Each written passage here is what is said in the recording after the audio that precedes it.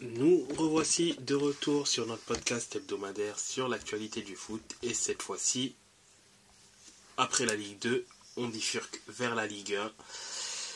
Et donc, qui a apporté son lot de résultats, d'ailleurs très intéressant pour que ce soit dans le haut et dans le bas du classement.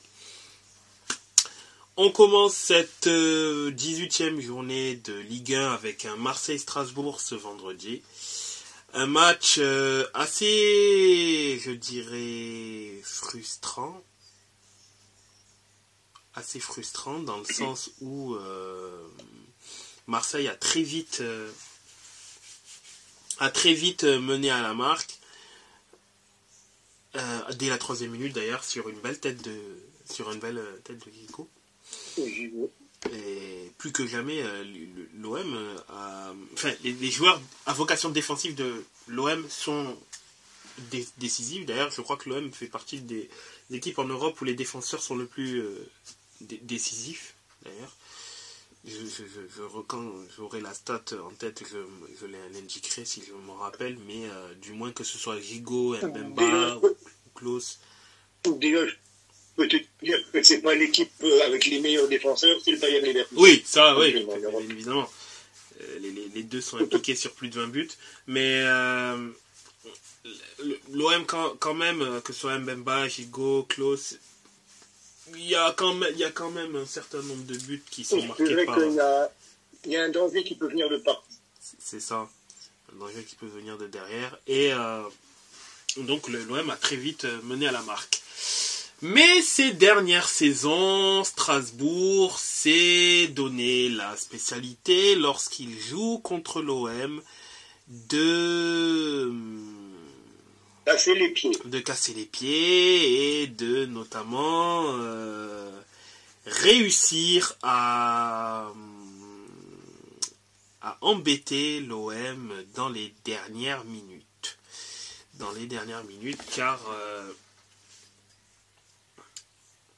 Car ce n'est pas le premier Marseille-Strasbourg où Strasbourg arrive à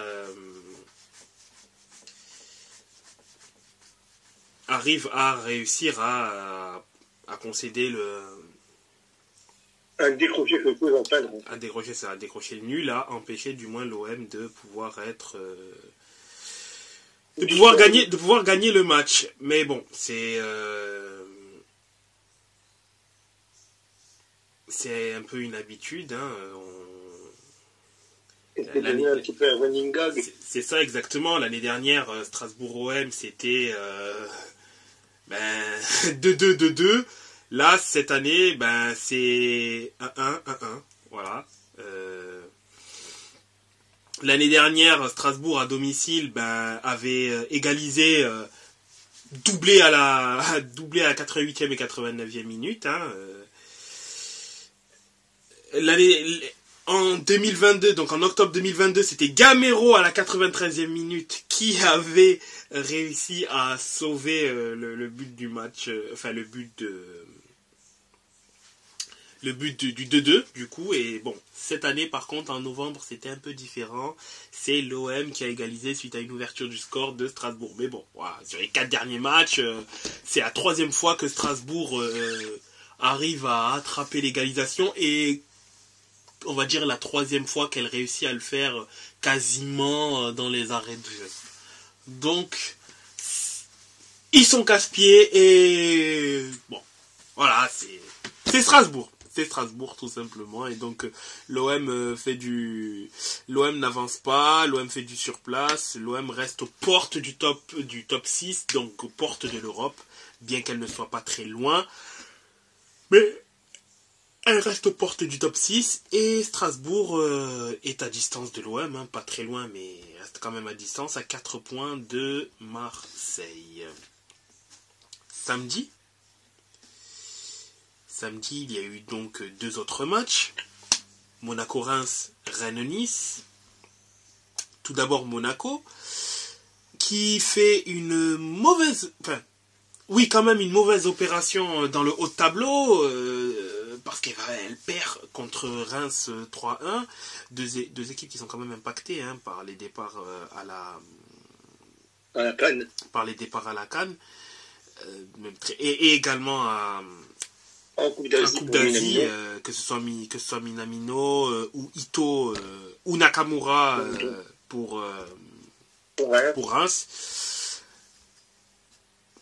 C'était un match assez sympa, un match assez sympathique que j'ai assez apprécié de regarder. Bon, malheureusement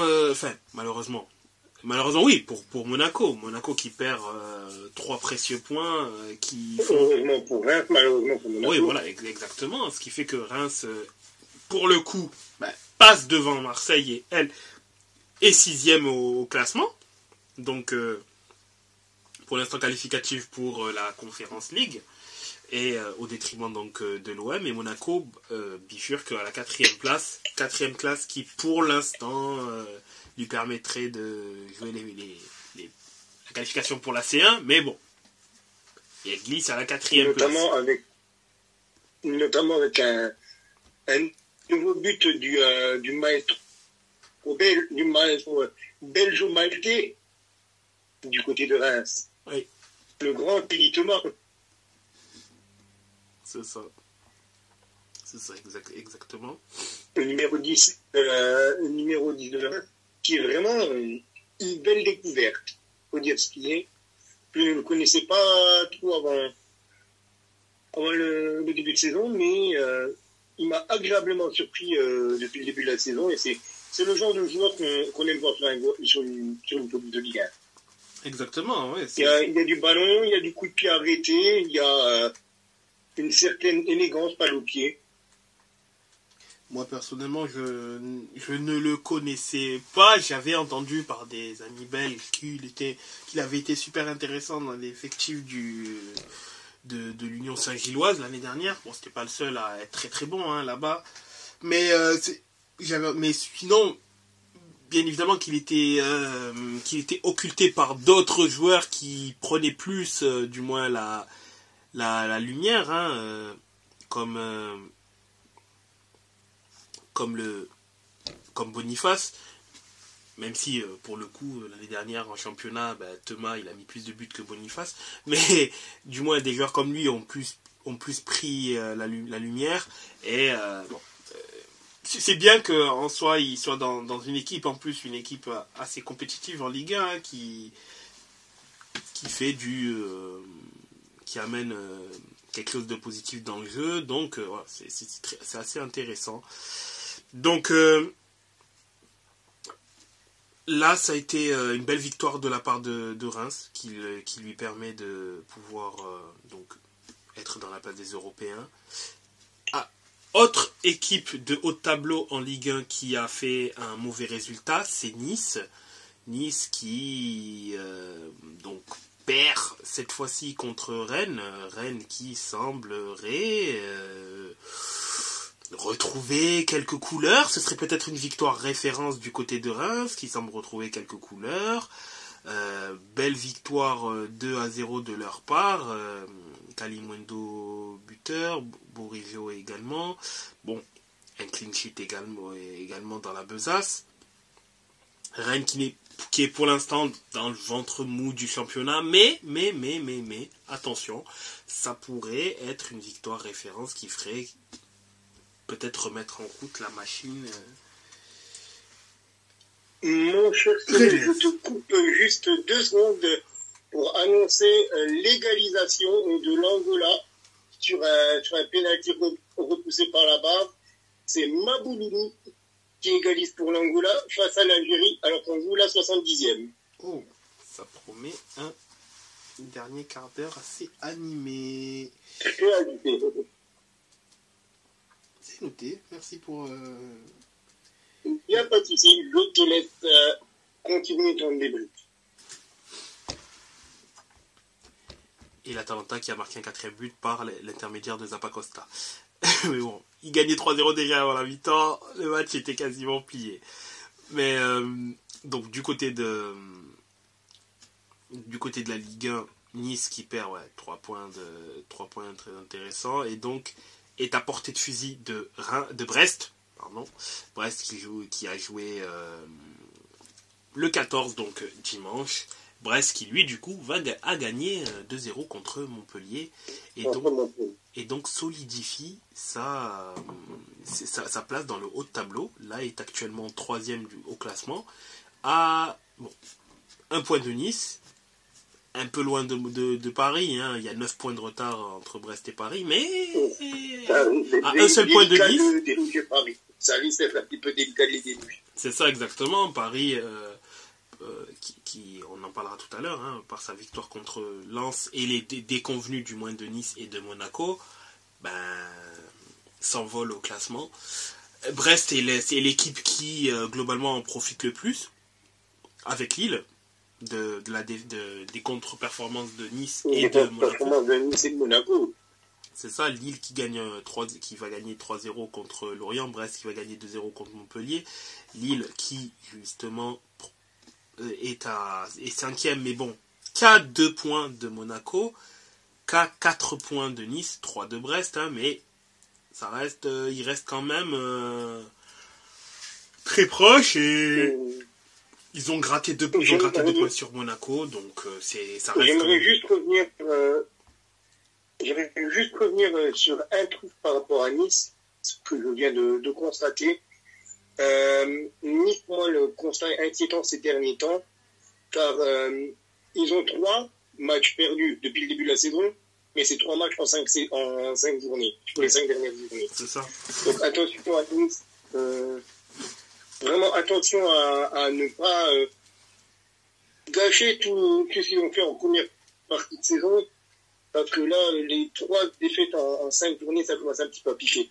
Donc attention à ne pas se voir plus beau que ce qu'ils ont été et à remettre le travail, je pense, du côté de Nice. Ce que fait très bien Brest. Exactement. Il ne faudrait pas qui reste sur Brest qui n'est plus vaincu depuis plusieurs mois maintenant.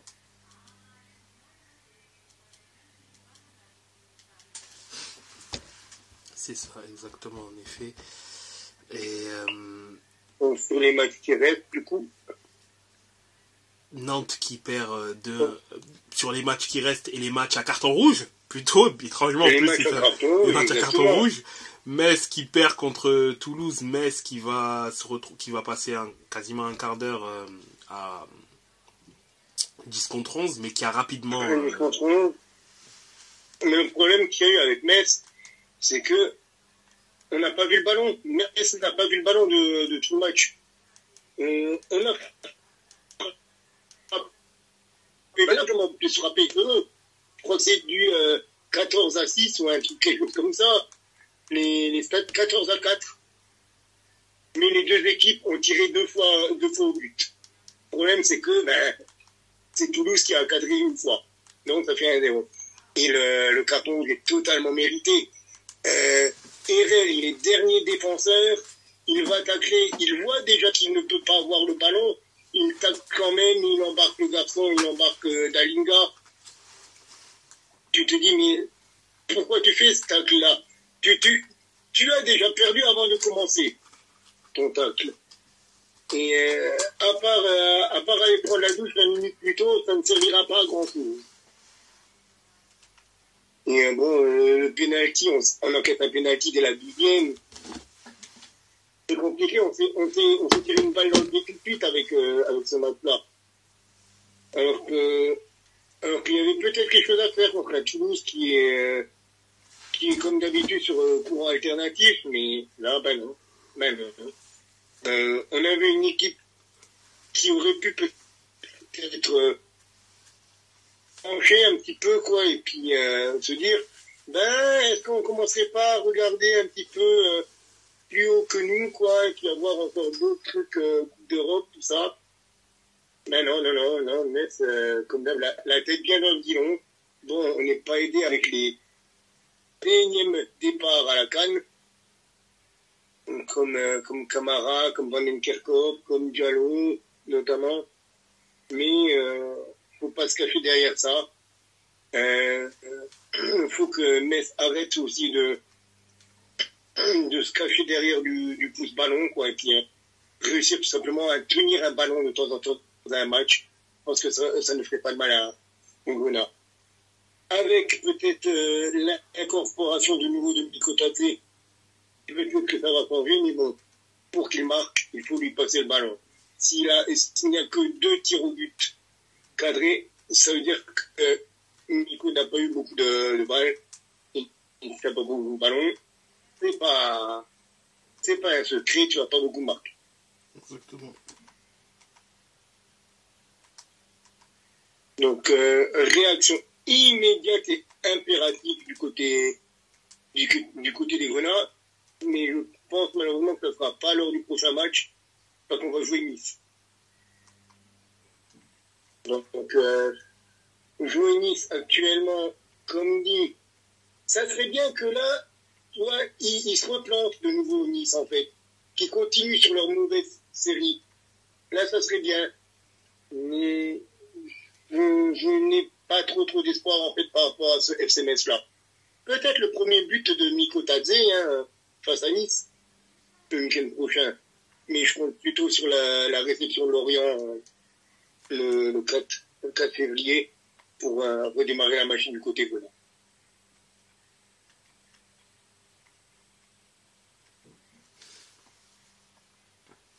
Oui, peut-être. Dans l'autre match de l'après-midi, c'est Lyon qui a fait aussi la mauvaise opération. Exactement, oui, qui a perdu 3-1 contre le Havre. Après avoir concédé l'ouverture du score, premier carton rouge de la part d'O'Brien, un carton rouge. Malheureusement, pour moi, il est mérité. Le geste qu'il a fait, il n'est pas maîtrisé. Alors, j'entends qu'il n'a pas la volonté de vouloir faire mal, mais le pied est haut, ça pouvait éventuellement occasionner une grosse blessure. Donc, pour moi, c'est tout à fait, en soi, c'est tout à fait mérité. Après, le débat peut se faire sur le fait que ça ne soit pas harmonisé au niveau des sanctions et que sur une situation quasiment similaire, un peut prendre carton jaune, l'autre prend rouge. Enfin, ça, en effet, il n'y a pas d'harmonisation. Mais pour moi, par exemple, sur cette faute-là, c'est incontestable, il doit y avoir rouge. Et malheureusement, bon, 1-0 à la mi-temps pour Lyon. Ensuite, Lyon va vite prendre un second but. Lacazette va répondre, mais derrière, ils vont prendre un troisième but. Et à partir de là, bon, ça devient assez compliqué. Toute fin de match, Kaleta Kar prend également un rouge. C'est anecdotique, hein, le match était déjà perdu. Mais oui, pour Lyon, c'est également une mauvaise... c'est également un mauvais résultat puisqu'il retourne par la case, dans les 3 derniers, bon, 16e, hein, mais il retourne dans la zone de relégation et le Havre, c'est une belle victoire, ça leur permet d'avoir une petite bouffée d'air frais, prendre quelques petits points, etc. Donc c'est intéressant. Donc c'est grâce à eux que Metz n'est pas dans la charrette pour l'instant. Hein. Exactement. Ah mais ça, je pense qu'on l'a dit quasiment. Enfin, moi personnellement, je l'ai pensé toute la saison, quoi. Merci Lyon. Ouais. Malheureusement. Malheureusement pour les deux clubs, j'ai envie de dire. Ah oui, totalement.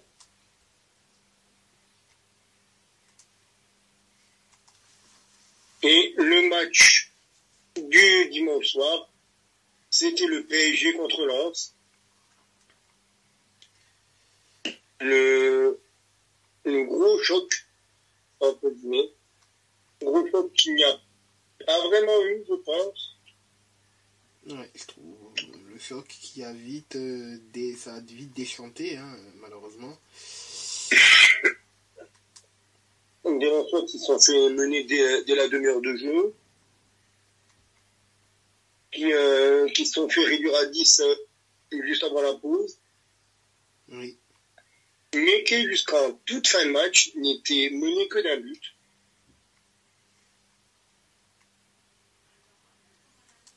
Et évidemment, de qui est venue la lumière? Encore une fois, Monsieur Kylian Mbappé. Mbappé, 89e. Il bute. Merci. Merci, au revoir. C'est limite trop facile pour lui, quoi. Faudrait limite lui mettre des points au pied, quoi, pour qu'il court. Je sais pas, faudrait inventer un handicap ou un gag pour lui. Effectivement, c'est vrai que ça devient facile. C'est vraiment trop facile pour lui. Et voilà, il maintient. Par contre, oui. Non, je dis qu'il maintient cette équipe à flot et le PSG prend le large dans le championnat. Hein. Bon, que dire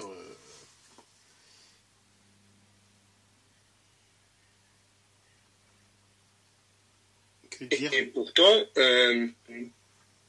quand on regarde, ce n'est pas le meilleur buteur des grands championnats. Les principaux grands championnats. Parce qu'il a 19 buts, mais il y a des joueurs qui performent plus que lui. Enfin, il y a un joueur qui performe en l'occurrence plus que lui. Oui, Kane, en l'occurrence. Un garçon dont on parlera dans la rubrique Bundesliga. En effet, c'est vrai. C'est fou de se dire que le mec a 19 buts, il a 10 buts de plus que son concurrent principal, et c'est pas lui qui est en haut de la pyramide. En Europe, en effet. Dans le top 5, en tout cas. Je pense que si, dans les buteurs en championnat, il est dans le top 5, non? Ben oui, il est dans le top 5, mais ce n'est pas le premier du top 5. Oui, voilà, c'est pas le premier. Effectivement, c'est pas le... Ça, oui, c'est pas le premier dans le... Voilà, il est premier du championnat Ligue 1, mais il est deuxième dans le top 5. C'est ça. Mais il est devant le meilleur buteur de Première Ligue, il est devant le meilleur buteur de Liga, et il est de pas très loin devant le meilleur buteur de Serie A. Serie A, oui. Qui s'est bien illustré ce week-end. Bon, on en parlera dans la rubrique Serie A, hein, de toute manière.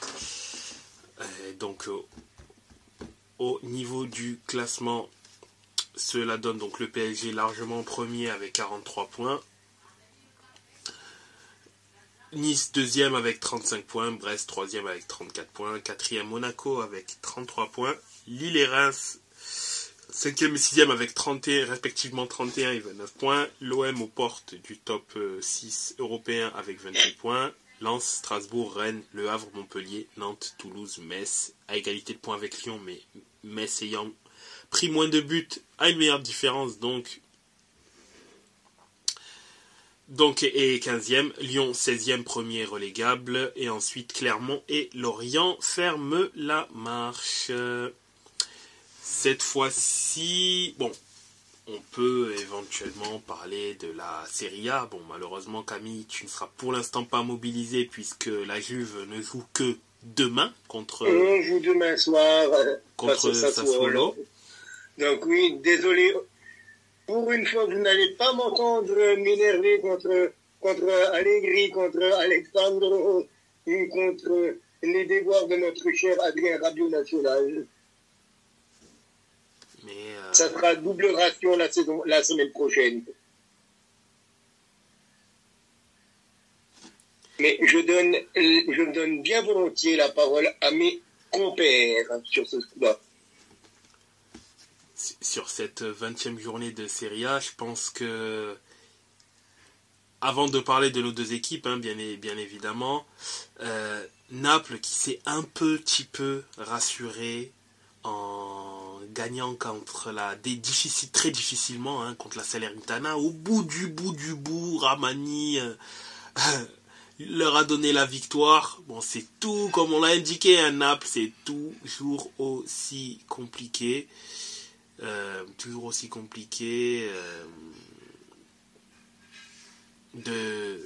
Au niveau du jeu et également au niveau des résultats, mais bon, ils ont réussi à gagner. Genoa qui fait match nul contre Torino, l'Hellas Vérone qui réduit à 10. Bon, ça a été à la fin du match que Douda a pris un deuxième carton jaune, a réussi à gagner contre Empoli. Très bon résultat d'ailleurs pour eux qui mettent 4 points sur Empoli du coup, et reste à portée de tir de Cagliari qui est doute de l'Udinese, puisque l'Udinese et Cagliari sont 16e et 17e mais avec 18 points, l'Hellas Vérone est 18e avec 17 points. La Lazio qui gagne sur la plus petite démarche contre Lecce, la Lazio qui se replace assez bien suite à une nouvelle déconvenue de Bologne qui perd 2-1 contre Cagliari. Bologne qui, depuis sa victoire contre l'Inter et contre l'Atalanta, ça va un peu mal. Contre des équipes pas trop bien classées d'ailleurs, défaite contre Cagliari, contre l'Udinese, match nul contre le Genoa, la défaite également contre la Fiorentina, ça reste une équipe de haut niveau cette année, mais voilà, ils sont sur 4 matchs sans victoire, c'est un peu plus compliqué, ils sont un peu plus dans le dur,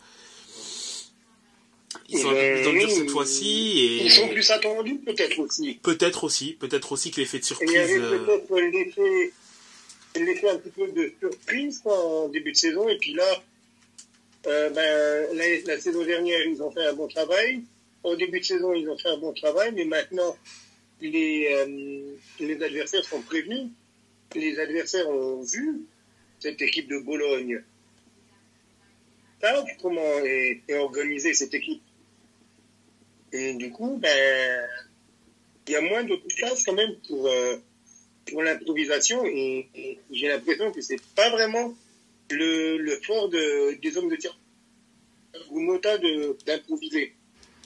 Et donc forcément, ça commence à coincer un petit peu, vu que les autres attendent. Et voilà, quand tu attends et puis que tu n'arrives pas trop à marquer, eh bien, il suffit de prendre 1 ou 2 buts derrière et puis tu ne réagis plus. Et je crois que c'est un petit peu ce qui est en train un petit peu de se passer du côté de Bologna, de Mota, qui est quand même, en attendant, encore 7e, même si ça fait 3 journées qu'ils n'ont pas marqué. Pas gagné. Oui, il y a cette sensation du fait d'être attendu, du fait qu'il n'y a plus trop forcément l'effet de surprise, ça peut peut-être avoir un effet... Enfin, ce qui fait que l'équipe, elle est moins prévisible et c'est malheureusement, ça joue peut-être un peu contre eux, on va dire ça. Et est-ce qu'ils n'ont pas tout simplement atteint leur plafond de verre aussi? C'est fortement possible. C'est fortement aussi possible qu'ils aient atteint leur... Quand tu regardes, il y a des bons joueurs, quoi. Mais 7e pour un club, pour le Bologna, c'est bien. Ah oui, c'est même très bien. C'est même très bien pour eux. Quand tu regardes, tu as des garçons comme Stéphane Poch, comme Riccardo Orsolini, comme Ferguson, comme Skorupski, qui est un gardien quand même aussi international. Mais c'est pas... Ça fait pas rêver, quoi. C'est ça que je veux dire. C'est une belle équipe, avec Remo Freuler, encore le milieu de terrain suisse. C'est des garçons qui sont... C'est une belle équipe. C'est une belle équipe qui est pour moi à sa place à la 7e place. Oui, exactement. Et d'ailleurs, si la saison se terminait ainsi, ça resterait un magnifique résultat. Faut pas... Je pense que Bologne signerait tout de suite. Bien sûr. Bien évidemment que ça serait quelque chose d'extrêmement positif. Après, ça serait peut-être avant pour eux de finir à 1 point des places européennes.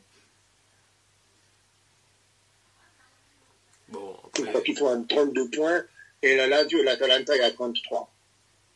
Donc je pense que là, ça serait un petit peu ravant pour eux. Exactement. Mais autrement, au global, c'est une saison plus que réussie pour le Bologne. Bien sûr, ça, tout à fait d'accord là-dessus. Donc, Mais bon, on n'est qu'à la 20e Ils journée. ne sont pas du tout dans la course. Bien sûr.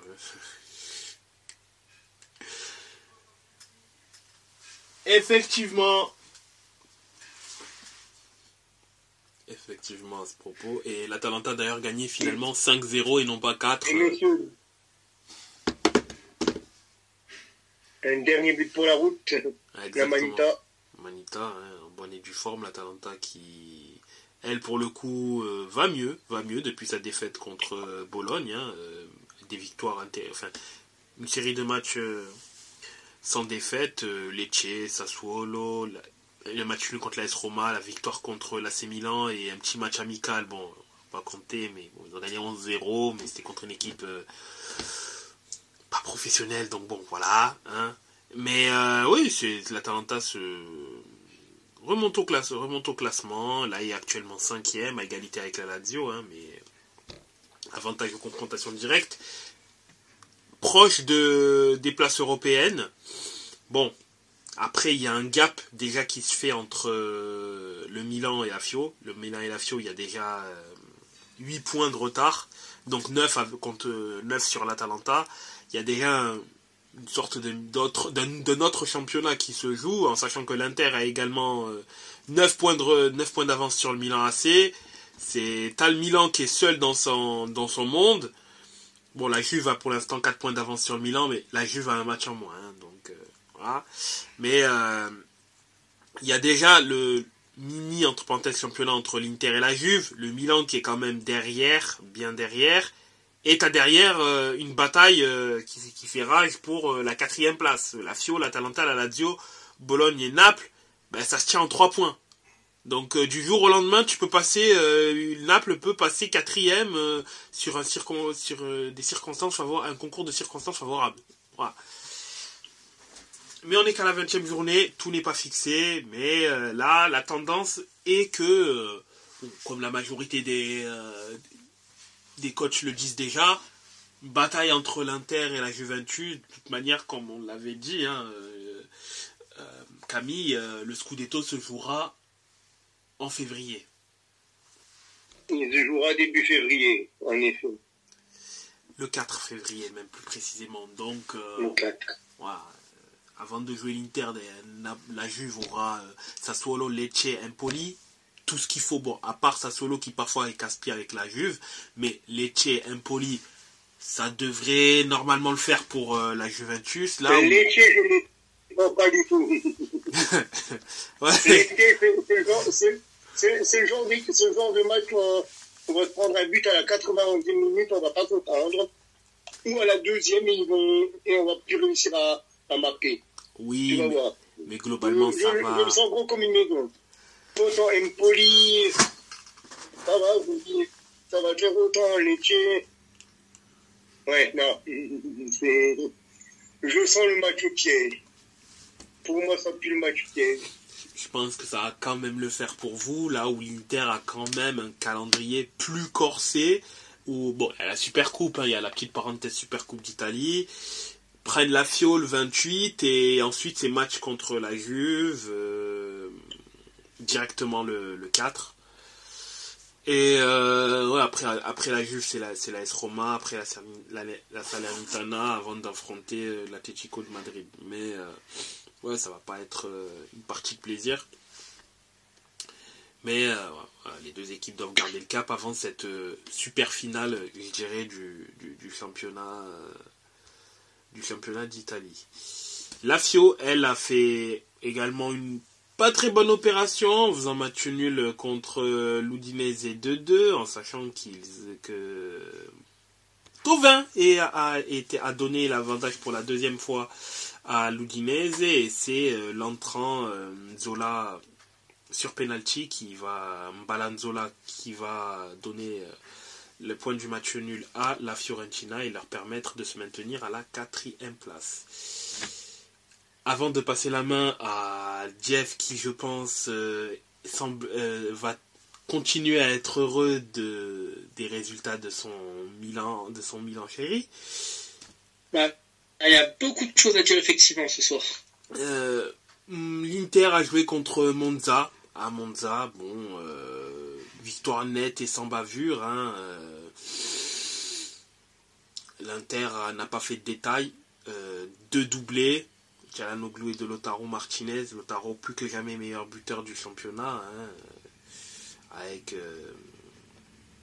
avec 18 buts en 18 matchs. Il est à 3 buts d'égaler son meilleur total en carrière en championnat avec 21 buts. Les 21 buts qu'il a atteints l'année dernière et l'année d'avant, mais en 35 et 38 matchs. Là, il est à 18 matchs, 18 buts.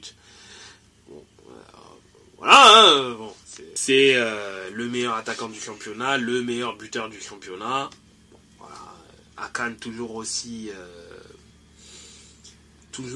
létal en penalty. Hakan qui d'ailleurs va faire une petite blague en fin de match en indiquant que s'il avait été sur le terrain, il aurait mis un triplé parce que Lautaro Martinez marquera son doublé sur penalty et que le joueur désigné pour tirer les penalties c'est Hakan et non pas Lautaro Martinez. Mais bon, il a quand même mis son petit doublé Çalhanoğlu sur une passe décisive. Le deuxième but est sur une passe décisive de Thuram qui lui-même derrière marquera en toute fin de match.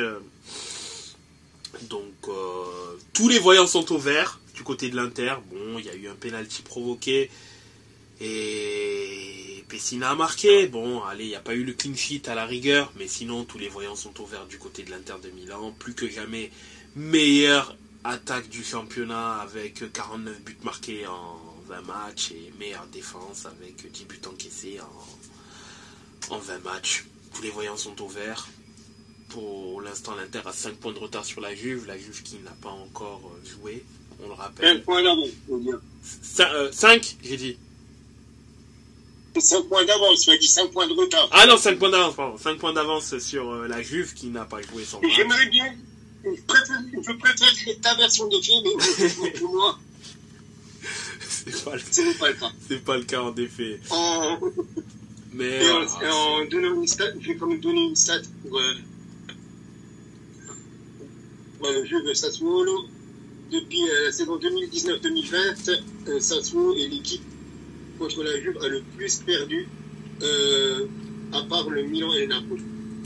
Sur 9 rencontres, 3 défaites face au Sassuolo, 4 victoires et 2 matchs nuls. Donc même pas un ratio de victoire de 50% actuellement sur les quasiment 10 dernières rencontres face au Sassuolo. Ouais, c'est une équipe casse-pied, Sassuolo. Quand vous dites équipe embêtante à jouer, je pèse mes mots. Effectivement. Et pour clôturer cette 20e journée, je passe la main à notre Milanais national, Jeff. Hein, dis-nous tout, que s'est-il passé? Eh ben, écoutez, pour les rossoneri, tout n'est pas si noir que ça. Pour commencer, Milan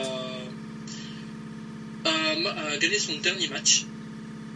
C'était contre Rome. Alors il faut savoir que pour la petite statistique, Stefano Pioli est devenu le premier entraîneur à avoir affronté Mourinho 6 fois sans perdre une seule fois. Alors déjà la statistique est plutôt belle. Deuxième statistique pour ce match, c'est que la France réussit à Milan, puisque 3 buts ont été marqués, 3 Français, en tout cas 2,5 puisque Yacine Adli possède actuellement la double nationalité, même s'il donne sa préférence à l'Algérie. Donc c'est Adli qui a marqué le premier but à la 11e minute, Giroud qui marque le deuxième but à la 56e. Petite frayeur sur un pénalty concédé bêtement par Calabria en faveur de Rome, donc pour le 2-1. Milan apprécie se faire des petites frayeurs, hein, mais Théo Hernandez a marqué un but sur une passe décisive de Giroud. Donc ouais, les Français sont à l'honneur, et effectivement j'avais vu le ralenti le replay du but de Adli. Et faut l'avouer quand même, c'est pas le plus beau but du monde, mais c'est quand même une sacrée pépite. Personnellement, je suis peut-être pas objectif, mais c'est une sacrée pépite. Dans le reste, toujours dans le côté statistique, hein, donc Olivier Giroud a marqué 10 buts pour la 3e saison consécutive en Serie A. Le dernier joueur de Milan qui a fait ça avant Giroud était Pato. Pato entre 2008-2009 et 2010-2011, pardon. Et pour rappel, on parlait de l'Atalanta juste avant, Charles de Ketteler qui appartient toujours à Milan. Les chiffres qui a marqué d'ailleurs un but ce soir, mais puisqu'il appartient textuellement, il appartient à Milan, mais il est en prêt avec option d'achat, donc on va rappeler les chiffres. 3 millions pour le prêt, 23 millions d'euros pour l'option d'achat, 2 millions d'euros liés au classement final de l'Atalanta en championnat, 10% sur une future revente, et De Ketteler signerait un contrat jusqu'en 2028 s'il venait à être acheté par l'Atalanta. Mais sachant qu'il en est 6 buts déjà cette saison, si je dis pas de bêtises, je pense bien que l'Atalanta va l'acheter. Voilà, c'est ça. C'est 23 apparitions, 16 fois dans le 11 de départ, 6 buts, 5 assists. C'est bien sûr bien plus que l'année dernière quand il était à Milan, parce que si je dis pas de bêtises de mémoire, ça devait être une assist ou quelque chose comme ça. Une passe décisive et 0 but. Pardon ? Une passe décisive et 0 but. Voilà, c'est bien. C'est ce qui me semblait. Et pour finir, pour les dernières statistiques, en comparativement par rapport à la 20e journée de la saison dernière, encore une fois, c'est pas si catastrophique que ça, malgré ce qu'on pourrait penser, en tout cas en Serie A. On ne parlera pas du parcours en Ligue des Champions, évidemment. Mais à la 20e journée, l'année dernière, on était à 38 points. Aujourd'hui, on en est à 42. On était à 15 points de la première place. Aujourd'hui, on n'en est qu'à 9, entre guillemets. On était l'année dernière à la 5e position. On en est aujourd'hui à la 3e. Alors, on peut critiquer beaucoup de choses. Encore une fois, on peut critiquer l'utilisation de certains joueurs. C'est comme Adli, par exemple, qui est une sacrée pépite, et je pense pas qu'Alexis me contredira. Puisque il apporte quelque chose dans l'équipe, il marque en plus. C'était, si je dis pas de bêtises, en plus son premier but sous les couleurs milanaises, en tout cas en championnat. Mais on peut critiquer pas mal de choses, mais cette saison, Pioli donne un peu plus de chance à des jeunes pousses de la Primavera, ce qui est une bonne chose. On ne rappellera pas, j'en ai déjà parlé dans des précédents podcasts, des joueurs qui ont déjà mis le pied sur le terrain. Mais regarde, en tout cas, mais de toute évidence, Pioli fait sa dernière saison sous nos couleurs. Qui le remplacera? Encore une fois, il n'y a pas de gros changements, mais une partie de la direction pousse pour Thiago Motta. Alors, comme on a parlé tout à l'heure de Thiago Motta avec Bologne, avec ce qu'il fait avec l'équipe, moi je demande à voir ce qu'il peut faire avec un effectif comme Milan. Je pense qu'il peut faire que mieux. Il peut faire que mieux. L'autre partie pousserait plutôt pour Antonio Conte. Voilà, il n'y a pas de changement. Les arguments, les contre et les pour, on les a déjà donnés dans les précédents podcasts, même le dernier, si je dis pas de bêtises. Donc je ne vais pas répéter ce qui a déjà été dit, mais voilà, c'est ce qu'on peut dire sur ce qui se passe à Milan ces derniers jours. Ah, et deuxième petite information, c'est très anecdotique, mais le gardien Vasquez, qui avait été acheté l'année dernière par Paolo Maldini, en prêt dans l'équipe de Sheffield, si je dis pas de bêtises, en 3e ou 4e division anglaise, va être rappelé par Milan et renvoyé et ils vont essayer de lui retrouver un point de chute au cours de ce mercato hivernal, tout simplement, puisqu'il a très peu de temps de jeu à Sheffield.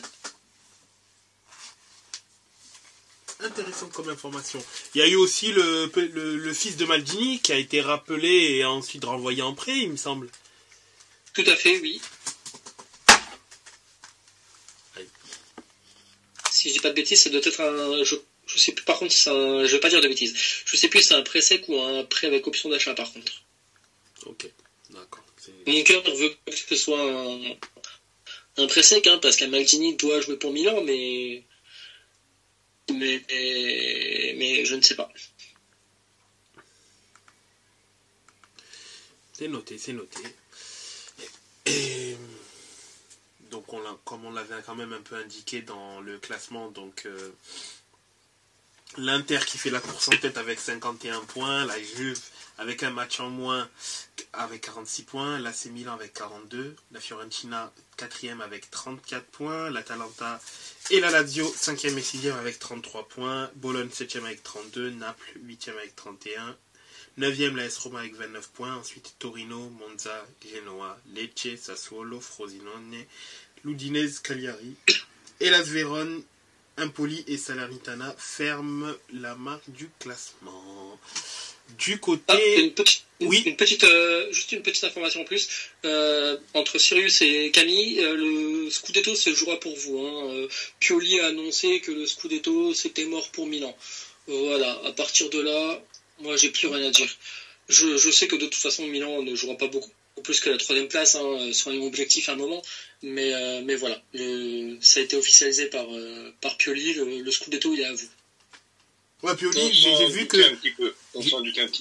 que Pioli avait indiqué que pour lui, parce que de toute façon tous les coachs ont été interviewés, et lui il avait indiqué, il pense que le Scudetto ce serait plutôt l'Inter. Bon, la majorité disent l'Inter, certains ont mis Inter ou Juventus, par exemple Gasperini lui avait mis la Juve, si je ne dis pas de bêtises, mais le consensus général indiquerait que, consensus général des coachs disent Inter, mais bon, on ne sait jamais.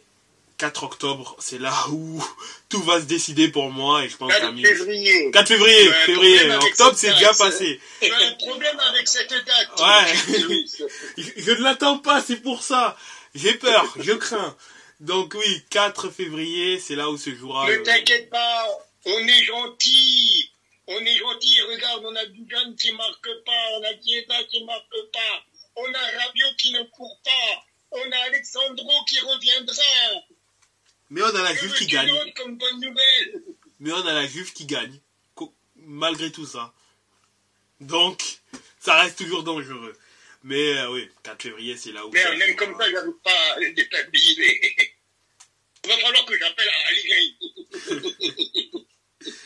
Mais voilà, c'est là où se jouera le championnat, et de toute manière, on en parlera. Il y a le temps encore, il y a quelques matchs. Bon, il y a la Parenta Super Coupe d'Italie, mais à part ça, voilà, on continuera à suivre, et puis on verra ce que ça va donner d'ici là.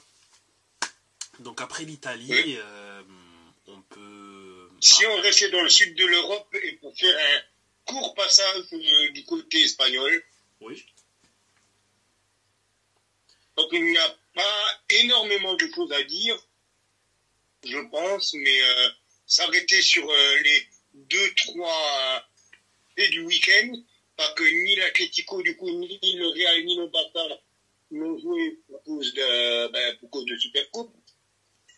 Mais on peut noter le match nul de l'Atlético encore leader, Girone, face à Almeria.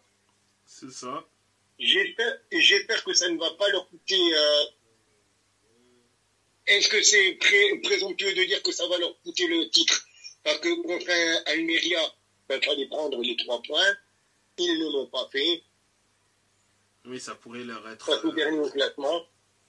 Face à une équipe qui n'a pas gagné encore depuis le début de la saison.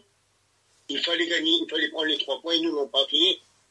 Bon, s'ils ne gagnent pas le championnat et que c'est le Real, ça ne sera pas dramatique, je pense, pour l'équipe de Girone, mais c'est le genre de match qu'il faut gagner, et ils ne l'ont pas fait. Donc, petit quoi pour moi. On a Séville aussi qui est dans le dur de nouveau, qui s'est incliné face au Deportivo Alaves, avec un penalty insolent quand même de Ocampos qui tire son penalty sans regarder. Ouais. Le nounou penalty de Ocampos. Et 8 minutes plus tard, le karma lui est revenu en pleine face à l'ancien Marseillais, parce que Alaves s'est imposé à la 90e minute sur la 3e minute. L'équipe qui a du mal aussi, c'est Villarreal, le sous-marin jaune qui voit rouge comme le maillot qu'ils arboraient là, face à la Palmas. Et c'est aussi rouge qu'ils ont vu sur le terrain. avec 3 buts encaissés par Las Palmas, l'ancien club de Kevin Prince Boateng notamment.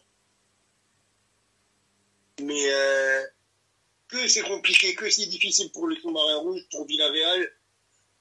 On est très loin des Villarreal qu'on a connus dans les années 2000-2010.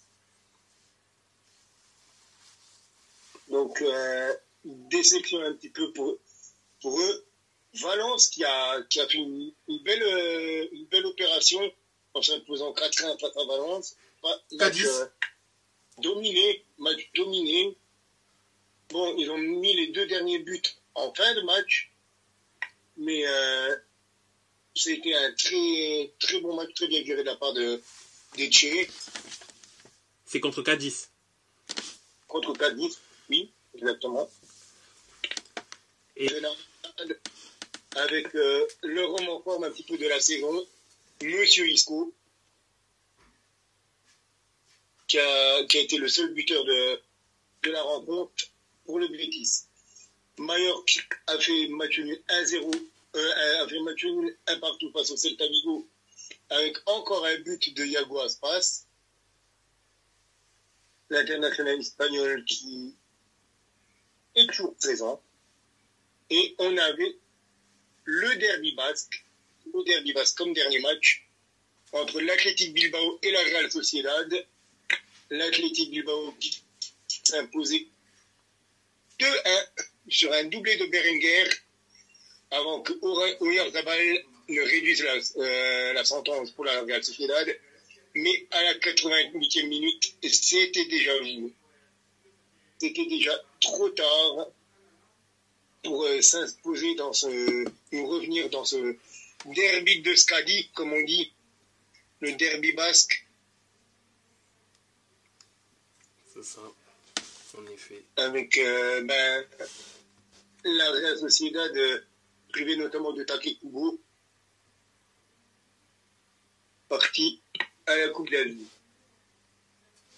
Ouais, du coup, Bilbao fait la bonne affaire. En attendant, bien sûr, les matchs en retard de Barcelone et de l'Atlético. Voilà. Exactement. Ils font la bonne affaire en passant troisième au classement devant le Barça, devant l'Atlético Madrid. Bon, il y a quand même un petit gap entre eux et le Real, mais voilà, ils passent quand même troisième. Ils sont assurés d'être top 5 à l'issue de la 20e journée. C'est quand même très intéressant. Et à portée de tir du FC Barcelone des places européennes. Si on n'y reste pas. Même des passes de Ligue des Champions surtout. Oui. Donc, très très belle opération de la part de Bilbao. Avec évidemment, on notera aussi le record de Griezmann, oui. Le record de Griezmann, du coup, qui est devenu le meilleur buteur maintenant de l'histoire de l'Atlético.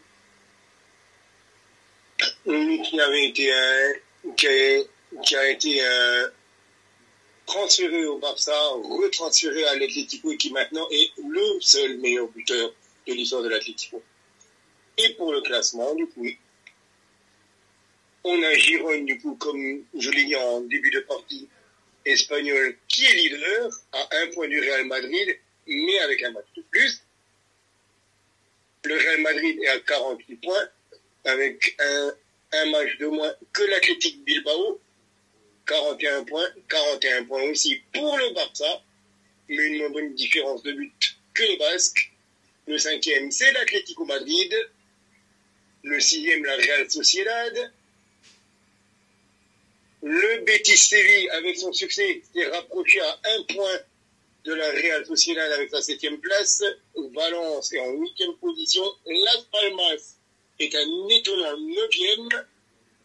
Getafe est 10e. Le Rayo Vallecano est 11e. Osasuna 12e.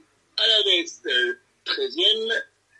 Mallorca 14e. Villarreal avec sa défaite chute à la 15e place. Le Celta Vigo est 16e. Séville et ses 3 matchs sans succès, ses 3 défaites de suite sont au bord de la relégation. Cadiz, Grenade et Almeria ferment la marche.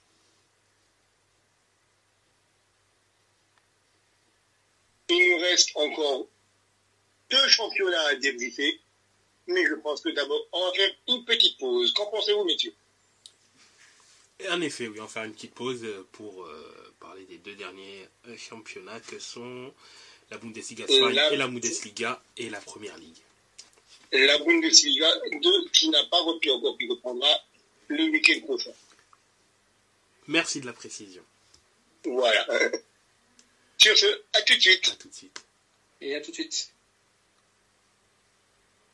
Nous revoici pour le 3e et dernière partie de notre podcast sur l'actualité footballistique. Et cette fois-ci, notre voyage se fait en Allemagne, où on va parler de la situation de la Bundesliga. Donc nos experts, dites-nous, que s'est-il passé en Allemagne cette semaine? Alors, Alexis, est-ce que je commence? Et je te laisserai un petit peu quelques secondes pour Mayence, ou est-ce que tu as quelque chose de grandiloquent à nous annoncer? Non, j'avais pas grand-chose à annoncer. Mais pour le coup, j'ai pas pu voir le match parce que c'était pas diffusé par beIN. Donc je m'en suis tenu au tweet du club. Au niveau de la compo, quelques surprises, avec notamment Gruda et Leandro Barreiro qui étaient sur le banc. Alors, je me suis posé la question de savoir pourquoi Barreiro était sur le banc. Je me suis dit c'était peut-être entre guillemets une sanction du coach, parce qu'il y a des rumeurs qui l'annoncent tout près du Portugal et de Benfica. Donc je me disais qu'il voulait peut-être lancer son opération maintien avec des joueurs concernés, et au final on a appris cet après-midi que c'était pas ça, mais il revenait d'une blessure à la cuisse, je crois. Donc il avait joué 45 minutes en amical pendant leur stage en Espagne, et là donc il était sur le banc, donc aucune sanction par rapport à cette rumeur de transfert.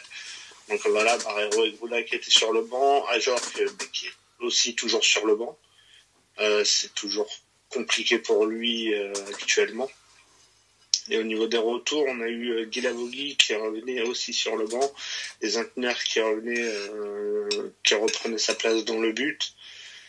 Sinon, au niveau du match, c'est Wolfsburg qui a ouvert le score aux alentours de la 10e minute. Donc voilà, 1-0 pour Wolfsburg à la pause. Et à l'heure de jeu, c'est Sylvain Wimmer d'une demi-volée, sorte un peu comme le but de Pavard à la Coupe du Monde 2018, qui nous sort une reprise monumentale et qui trompe le gardien de Wolfsburg pour égaliser. Donc voilà, un point dans l'opération maintien, ça reste très peu malgré tout. Je pense qu'il y avait quand même moyen de faire mieux. On a la chance de recevoir une nouvelle fois la semaine prochaine l'Union Berlin. Et c'est là qu'il va falloir prendre des points, parce que dans 15 jours, c'est déplacement à Francfort. Et il me semble que le début février, il y a un match contre le Werder, donc, qui comptera aussi pour le maintien. Et il me semble que le match d'après, c'est un déplacement à Leverkusen. Donc c'est des points qu'il va falloir prendre dès la semaine prochaine et début février pour espérer être un peu mieux avant ce déplacement. Donc voilà, un point qui compte. Toujours 16e sur 18, une place qui correspond actuellement au barrage. Donc voilà, pour le coup, comme je disais, j'ai pas grand chose à dire parce que le match a pas été diffusé. Donc non. Pas un petit coup de gueule contre le sport, parce que pense qu'ils doivent faire ça. Je sais qu'ils peuvent le mettre sur leur site internet. Donc voilà, un petit coup de gueule contre eux pour ne pas l'avoir fait. Et même ils ont dit canaux de diffusion, je pense qu'ils peuvent mettre un match de Bundesliga en milieu d'après-midi un samedi. Bon, après voilà, c'est pas. Il y avait aussi le match de Cologne qui a pas été diffusé. Un peu la flemme de trouver un streaming. D'ailleurs, je trouve rien, donc voilà, ça marchait pas, etc. Bref, ça c'est un autre débat. Donc voilà, du coup, j'ai pas pu voir le match. Et puis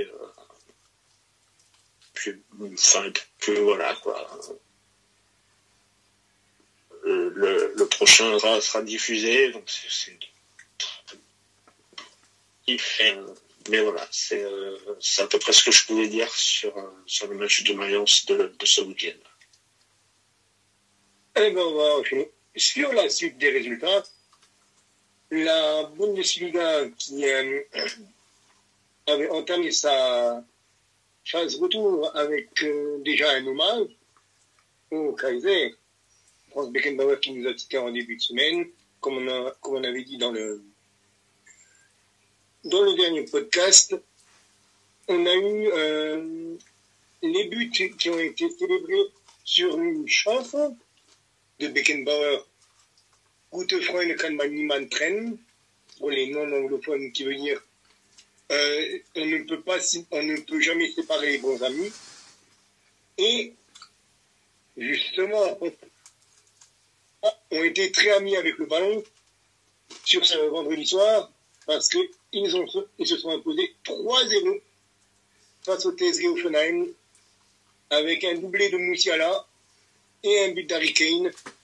Musiala encore extraordinaire sur son match. Un garçon pétri de talent. Son premier but qui est une frappe, mais vraiment dans un nom improbable. Il y arrive, et puis que dire de Harry Kane? C'est actuellement le meilleur buteur des 5 grands championnats. 21 buts pour l'anglais. Il est sur les statistiques de la saison record de Lewandowski, comme on en parlait. Il faudra voir s'il continue à performer. Hoffenheim qui a été réduit à un gros quart d'heure de la fin du match sur un rouge de Promel, qui pour moi était méchant quand même, je trouve, comme rouge.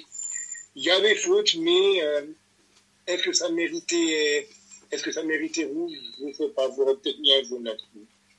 Mais bon. Donc le Bayern s'est dit, on va s'offrir un petit peu d'air. Et les matchs de samedi ne nous ont pas vraiment régalé, parce qu'il faut dire ce qui est. Il faisait froid en Allemagne, autant dans les prestations, j'ai envie de dire, que sur les terrains. Avec un Fribourg-Union-Berlin avec 0-0, un Cologne-Heidenheim, un Bochum-Werder, un partout. Le gros match que j'attendais, moi, c'était un petit peu Leipzig-Francfort, qui a aussi un petit peu accouché d'une souris quand on regarde le score, mais qui a été un très bon match, par contre. Mais Francfort qui a vraiment fait un hold-up sur ce match-là. Leipzig qui a dominé, mais archi-dominé tout le match. Knauf qui a ouvert le score dès la 7e pour les Aigles de Francfort, quoi. Mais Leipzig a tiré 31 fois au but, 8 tirs cadrés, 63% de possession de balle, 2 fois plus de passes. Mais ils sont tombés déjà sur un très grand Kevin Trapp, et ils n'ont tout simplement pas été réalistes. Les Rote Boulogne, qui ont d'ailleurs concédé leur première défaite de la saison à domicile et leur première défaite de l'histoire face à Francfort dans l'enceinte de la Red Bull Arena. Et il y avait évidemment aussi Darmstadt-Dortmund, qui allait s'imposer 3-0 à Darmstadt, le seul gros score, le seul vrai score, entre guillemets, de Bundesliga de ce week-end, avec Mönchengladbach-Stuttgart qui s'est joué hier, avec Gladbach qui s'est imposé 3 face à Stuttgart, avec notamment un but d'un ancien de Ligue 1, Jordan Sebattu, qui allait inscrire le dernier but de Gladbach dans le temps additionnel. Mais, justement, on parlait du Bayern avant. Qu'en est-il de leurs concurrents? Le Bayer Leverkusen, on s'est dit, le Bayer Leverkusen, en fait pour nous, parce qu'il y a la canne, le Bayer Leverkusen, sans notre ami Victor Boniface, blessé. Et est-ce que Augsbourg pourrait réussir à faire un coup à domicile face aux losers? Eh ben, on n'en était pas loin. On n'en était pas loin, messieurs. Pas que Leverkusen a frappé. Leverkusen a évidemment dominé Augsbourg. Mais Augsbourg a tenu, a encore tenu, notamment grâce à un Finn Damen que connaît bien Alexis, qui a repoussé sans cesse, inexorablement, les assauts de Leverkusen. Et ni les Frimpong, ni les Grimaldo, ni les Patrick Schick, ni les Jonas Hoffmann n'ont réussi à perturber l'ancien portier de maillot jusqu'à la 94e minute. La 94e minute où Ezequiel Palacios réussit finalement à délivrer le peuple, les supporters du Velsen, d'une reprise de demi-volée de gauche. Et ce but-là, cette victoire-là, est-ce qu'on ne peut pas se dire que c'est peut-être la saison où Witzkusen, Leverkusen devient peut-être Meisterkusen? Alors, le Bayern a encore un match à jouer de retard. Mais ils sont à 4 points. Et là encore, ça va être encore un gros match qui va se jouer début février, le 11 me semble-t-il, entre Leverkusen et le Bayern München. Et gare au vaincu s'il y a un vaincu dans ce match. Parce que là, Leverkusen, les autres années, ce match contre Augsbourg, ils ne gagnaient pas. Et là, sans leur patron en défense à la canne, sans leur meilleur buteur qui est blessé, ils se sont imposés. Et là, en Italie, on dirait qu'ils sont d'accudetto. Ils sont taille patron. Et là, je pense qu'ils vont faire quelque chose de très très bon. Après, on est à la mi-saison, mais ce Leverkusen-là est impressionnant. Et ce Leverkusen-là est la seule équipe actuellement dans le top 5 à être invaincue depuis le début de la saison, toute compétition confondue. Même le City de Guardiola, même Arsenal, même le PSG de Kylian Mbappé, même Riron, même le Real Madrid, personne.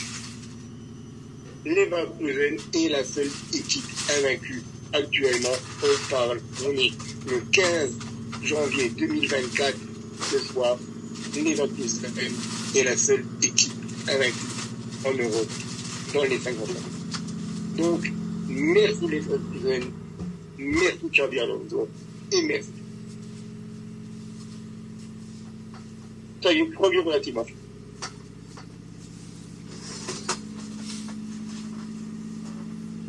Du coup, on va quand même passer au classement. À moins que j'ai endormi tout le monde. Non, pas du tout. Non, pas du tout, du tout. Ils sont Non, toujours non. là. Leverkusen est donc bel et bien leader avec 45 points. Le Bayern avec un match de moins est à 41 points, deuxième. Le gap se creuse déjà avec Stuttgart 34 points, le troisième. Leipzig est quatrième. Dortmund est au bas des place pour avec la 5e place.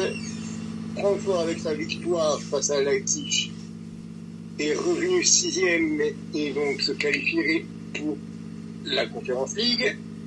Freiburg est à 2 points de l'Eintracht, 7e, 8e c'est Hoffenheim, le 9e c'est Heidenheim, Gladbach remonte en 10e position, Wolfsburg est 11e, Augsbourg 12e, 13e le Werder, 14e le VfB Bochum, 15e l'Union Berlin qui s'est débarrassé de Leonardo Bonucci, parti en Turquie. Mayence, comme l'a si bien dit Alexis, est 16e barragiste. Pologne et Darmstadt ferment la marche. 7e et 18e.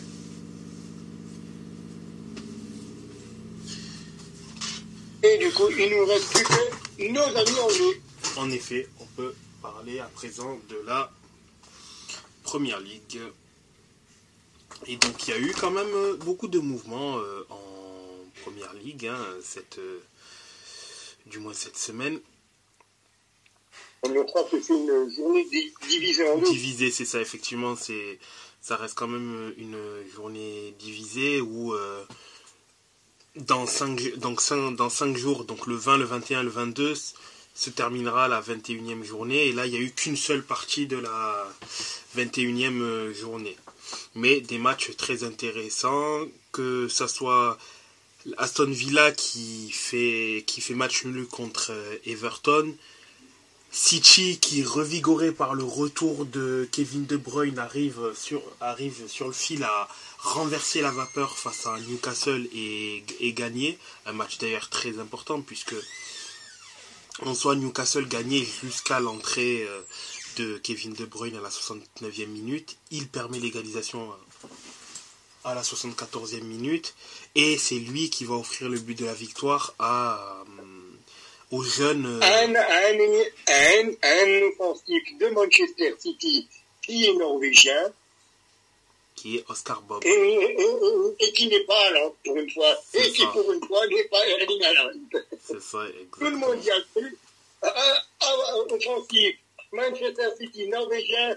Et non, je suis désolé, cher fan de pute, vous n'avez pas tiré la carte Erling Haaland.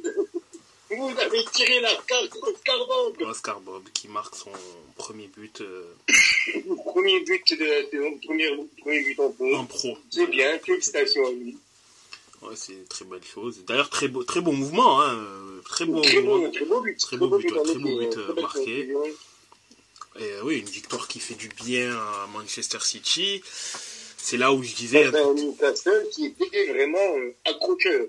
C'est ça, et c'est comme je disais, hein, là, Newcastle qui malheureusement plonge au classement, 10e au classement, mais c'est ce genre de match-là qui permet généralement à la machine City de s'enclencher, et c'est là où on se dit, bon, on est mi-janvier, c'est peut-être là où Manchester City va redémarrer, en sachant que là, il n'y a que 2 points de retard avec Liverpool, hein, Liverpool qui a un match en moins, tout comme Manchester City, puisqu'elle a été mobilisée pour la Coupe du Monde des clubs. 2 points de retard, c'est absolument rien, quand tu sais que l'année dernière, ils en ont rattrapé 10 au mois d'avril. Donc, si ce n'est même 12. Là... Il y a juste un petit truc que j'ai gardé à l'œil, c'est la sortie sur blessure d'Ederson en début de match. Oui, il faudra voir si c'est pas... si c'est pas grave, si c'est juste un coup pris ou si c'est plus grave. C'est ça. Théoriquement, je pense qu'il n'y a pas grand-chose parce que il n'y a pas eu beaucoup de communication autour de cette blessure. Donc je pense qu'il sera blessé quelques jours, mais qu'il sera là à la prochaine rencontre, mais petite blessure, quoi, où il a dû sortir et laisser sa place à Ortega. Oui, ça on verra, mais bon, s'il n'y a rien eu de dit, c'est que sans doute c'est une blessure mineure. Mais bon, à voir, à signaler, en sachant que il y a quand même un match assez important contre Tottenham qui se profile dans une dizaine de jours, donc il ne faudrait pas que City, du moins, bon c'est en Cup, hein, attention, c'est en Cup, mais bon, ça reste quand même le champion en titre au niveau de la Cup, donc voilà, ça reste un objectif du côté de Manchester City. Mais oui, c'est peut-être un match fondateur dans l'enclenchement de la machine de City. Donc attention à voir ce que ça va donner. Chelsea qui fait son bout de chemin en championnat, qui gagne encore un match. Bon, Chelsea est toujours au milieu du classement, 9e avec 31 points, assez loin des places européennes, à 9 points de la 5e place que Tottenham a, mais gagne son petit match contre Fulham. A gagné avec un garçon qui performe décidément pas mal cette saison. Exactement, Cole Palmer. Quand je regarde ses stats quand même, c'est pour un garçon qui sont allés chercher en toute fin de mercato, c'est la bonne pioche. 9 buts, 4 passes décisives en 18 matchs de Première Ligue. Il est le joueur de Chelsea qui est le plus impactant. Oui, c'est une réelle satisfaction. Pour le coup, c'est vraiment... C'est vraiment... j'ai envie de dire, c'est un petit peu le soleil de la pluie, un petit peu de cette saison compliquée quand même pour Chelsea. Ouais, cette saison en pleine... Lui et Sterling. Ouais. En tout cas, au niveau stat, en tout cas. En effet, même si Sterling, on a déjà quand même vu un meilleur Sterling durant ces dernières années, mais c'est vrai que oui, et sur ses débuts aussi, il était plus brillant que ce qu'on a actuellement. Exactement. Et sur l'autre gros match du week-end, Manchester United-Tottenham, dont on avait commencé à donner les bribes sur tout à l'heure. Sur ce match-là, qui a quand même globalement été très dominé par l'équipe de Tottenham. Alors je trouve que l'équipe d'United est franchement très... elle a été très... quel est le terme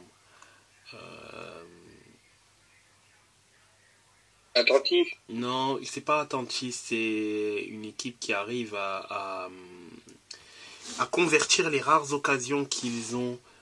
J'ai oublié. Cynique. Oui, exactement. Exactement, elle était très cynique devant la cage. Dans les véritables occasions qu'elle a pu avoir, ça s'est très souvent transformé en but. D'ailleurs, les deux tirs cadrés du match, c'est deux buts. Ils ont tiré deux fois au but. Ils ont marqué 2 fois. Donc, c'est ça, ils ont cadré tu peux pas faire plus réaliste que ça. C'est ça, exactement. C'est 100% de tirs au but. De tirs au but. Et Tottenham, sur ce match-là, franchement, c'est un match, je pense, tu joues 10 fois, il le gagne 9 fois sur 10. Là, voilà, peut-être un peu manqué de réalisme, là où United a complètement capitalisé là-dessus. Je trouvais... Malgré un but de Richarlison et de Betancourt. Exactement, mais Richarlison qui est vraiment dans une belle forme en ce moment-là, est vraiment dans une très très très bonne forme. Et depuis son retour du moins de blessure, il carbure et tant mieux pour lui, s'il se remet aussi bien en confiance. D'ailleurs, Werner qui a fait un très bon match. Moi, j'ai vraiment trouvé Werner très percutant, très intéressant dans sa manière. Il a été récompensé d'une passe décisive, d'ailleurs, au passage, parce que c'est lui qui fait la passe décisive pour Betancourt. Mais vraiment très intéressant, Werner dans le jeu. Bon, pour le coup, il est titulaire parce que faut pas oublier que Son n'est pas là. Kulusevski, qui est l'habituel également titulaire là, n'était pas présent, il me semble. Il n'était même pas dans le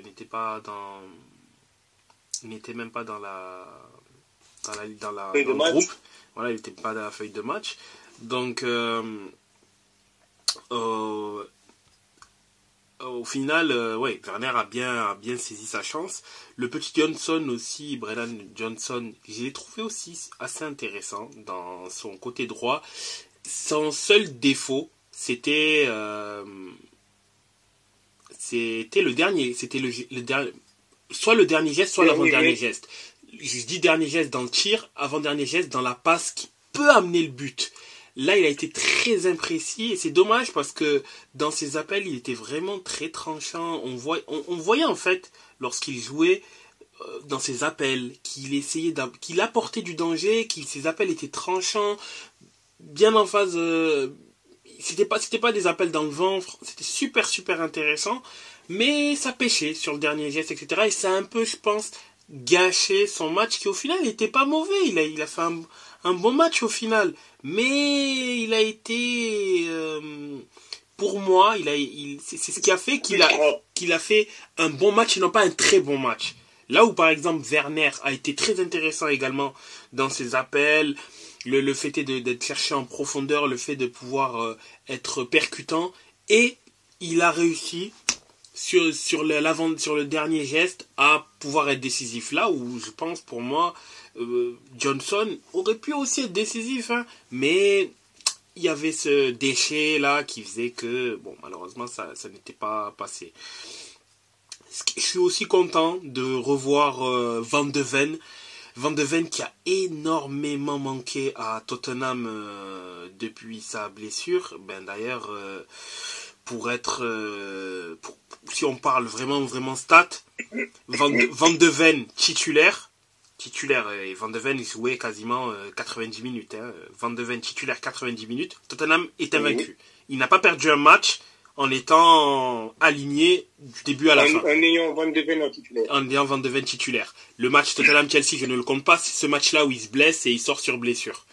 Mais hormis cela, bon, et le match de Pays-Bas-France, mais le match Pays-Bas-France, il ne joue qu'11 minutes, il n'est encore une fois pas titulaire, mais il ne perd... Et il ne joue pas avec Tottenham. Et il ne joue pas avec Tottenham en plus, il n'a pas perdu, il est invaincu. Donc avec Mickey Van de Ven, Tottenham n'a pas perdu de match. Si tu regardes, là, Tottenham a de nouveau récupéré sa charnière. Sa défense, même sa défense. Oui, sa défense. Les quatre sont de retour. Les quatre sont de retour de début de saison, que ça soit Udogi et Pedro Porro sur les côtés, Van de Ven et Romero dans l'axe. C'est les quatre qui étaient tellement performants au début de saison. C'est ça. On s'est dit au début que Tottenham doit aller jouer le titre. Oui, malheureusement. Et là, maintenant, les quatre sont de retour. Et avec des garçons comme Richarlison qui recommence à marquer, comme Holmberg, comme Betancourt, avoir l'apport d'un Werner et d'un Johnson, comme tu dis, avec des garçons encore comme Brian Hill qui peuvent rentrer encore au milieu de terrain ou en attaque. C'est ça, exactement. Un Dragouchin qui peut être aussi une belle solution pour faire reposer derrière, quoi, en tant que troisième défenseur. C'est ça, exactement. En sachant que là, actuellement, Tottenham n'a pas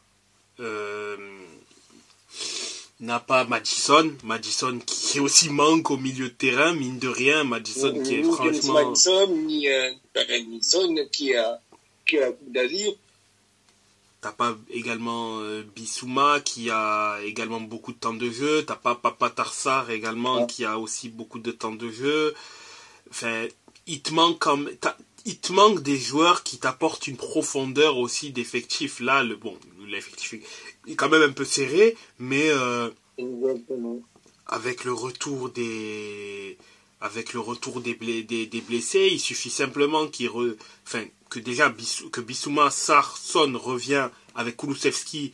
Ça fait déjà 4 joueurs très intéressants avec du temps de jeu. Maddison revient, ça bonifie encore plus le milieu de terrain. Et là, Tottenham redevient totalement dangereux puisque tu as largement la possibilité de faire 5 vrais bons changements qui seraient capables de faire... qui apportent quelque chose, exactement. Donc, il y a quand même une marge. Il y a de nouveau une marge auprès de cette équipe-là. Mais déjà, rien que le fait d'avoir récupéré les 4 derrière, c'est quand même une bonne chose. Ne plus avoir de charnière expérimentale, bon, c'est quand même... Koulou, il est juste malade. Hein. Oui. Mais rien que la défense et retrouver les 4... Il est malade, il est blessé, il n'est pas blessé pour 3 mois. Ouais, mais c'est ça, exactement.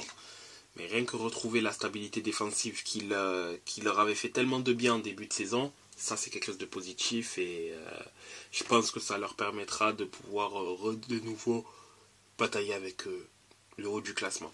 Puisque mine de rien, ils ne sont qu'à 3. Bon, il y a des matchs en moins bien évidemment, mais pour l'instant ils ne sont qu'à 3 points du deuxième qui est City. Du top 3, c'est ça. 3 points de retard sur Aston Villa, à égalité avec Arsenal qui a un match en moins, et 3 points sur City, 5 sur Liverpool, en sachant que voilà, donc il y a quand même pas énormément de...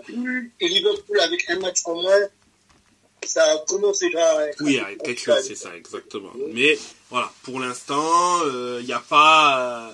Il n'y a pas le feu au lac, hein. Il y a quasiment le même écart avec Tottenham, donc ça va. On notera aussi encore le dernier match de cette journée qui avait entamé d'ailleurs cette 21e journée.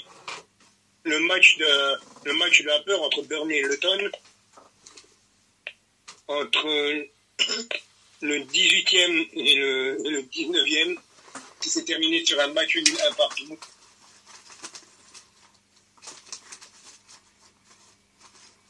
Avec Luton Town qui a égalisé à la 92e minute.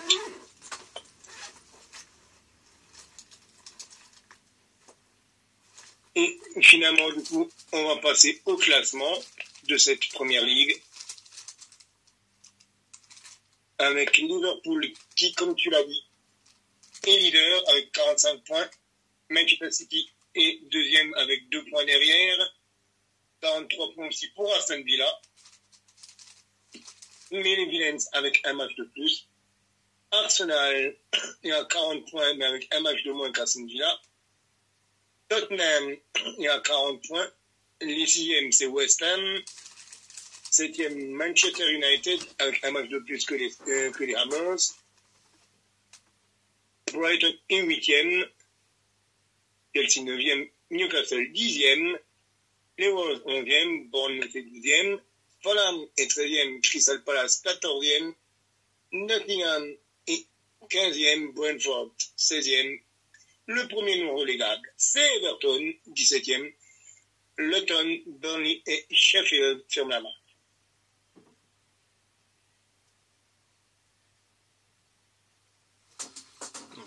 Et voilà, messieurs, une semaine de plus dans le football qui se termine. On va suivre, je suppose que tu vas très particulièrement suivre cette semaine la CAN. Bien sûr.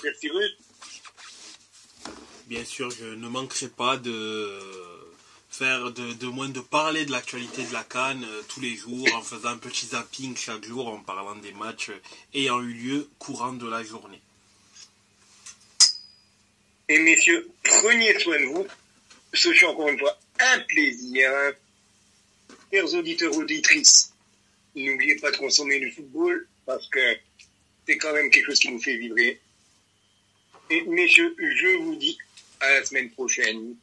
La suite au prochain numéro. Exactement, à la semaine prochaine. À la semaine prochaine tout le monde.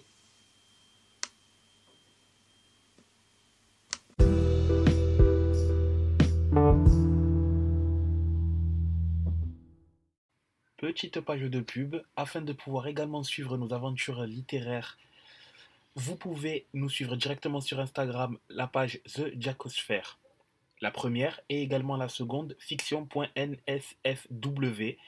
Ce sont les 2 comptes sur lesquels vous pouvez suivre nos aventures littéraires.